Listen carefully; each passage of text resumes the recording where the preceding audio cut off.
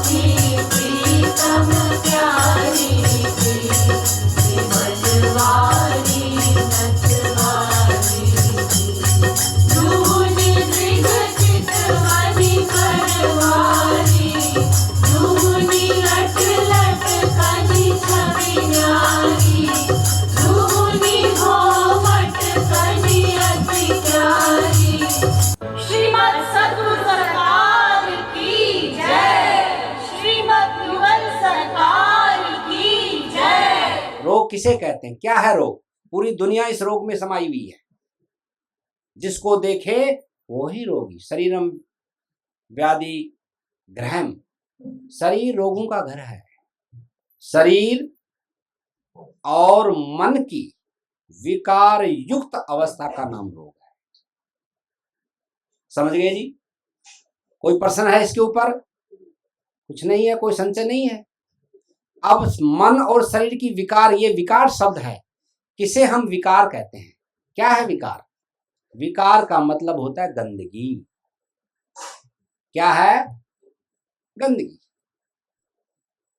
इसका पर्यायवाची शब्द है गंदगी। हमारे शरीर में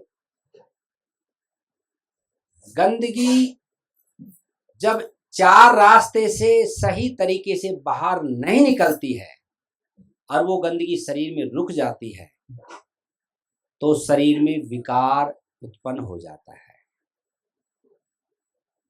शरीर के अंदर विकार उत्पन्न हो जाता है और वो विकार उत्पन्न होकर के उभाड़ के रूप में, उभाड़ एक शब्द आता है, उभाड़, जिसको हम कहते हैं भयंकर, उभाड़ के रूप में, और वो शरीर से बाहर निकलता है। जरा इसको समझने की कोशिश कीजिए। विकार का मतलब होता है गंदगी। वो गंदगी रुक गई शरीर में, चार रास्तों से गंदगी बाहर नहीं निकली, और वो जब काफी रुक जाती है तो हमारे शरीर के अंदर जो हीलिंग प्रोसीजर 24 घंटे चलता रहता है, हीलिंग प्रोसीजर, बॉडी हील होती रहती है। तो जो गंदगी जब ज्यादा रुक जाती है शरीर के किसी भी हिस्से में, तो शरीर क्या काम करता है? उस गंदगी को उभाड़ के रूप में बाहर निकालता है।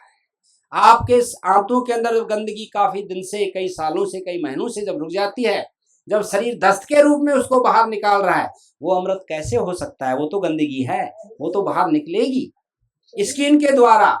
यदि टॉक्सिन्स बाहर निकल रहे हैं पसीने के द्वारा, जैसे पसीना निकलता है, जानते हैं ना, पसीना बाहर निकलता है। गर्मी में शरीर जब उबलता है और शरीर से पसीना बाहर निकलता है, जब कभी आप उसको हल्का सा जिभ्या लगाकर ऐसे टच कीजिए, कैसा लगेगा?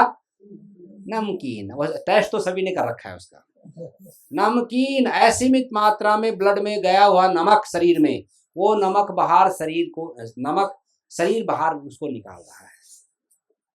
या आपने नमक ज्यादा खाया है तो पसीने के द्वारा शरीर से वो बाहर निकल रहा है। यदि वो बाहर नहीं निकलेगा, थोड़ी सी गर्मी लगेगी, आपने पसीना नहीं आने दिया, हमेशा एसी में रहोगे, तो क्या करेगा नमक? आपके स्ट्रेस मतलब नर्व सिस्टम, तंत्रिका तंत्र को खींच के रखेगा, टाइट रखेगा, लचीलापन नहीं होगा, नसनाड़ियों में टाइटपन रहेगा, तो बीपी आपका हाई रहेगा, हमेशा क्रोध आएगा, तनाव में रहोगे, नींद नहीं आएगी आपको, क्योंकि नमक शरीर में भरा हुआ है। सीमा से बाहर सोडियम आपने ले लिया, उसका पूरा सिस्टम हमारा बिगड़ा हुआ है।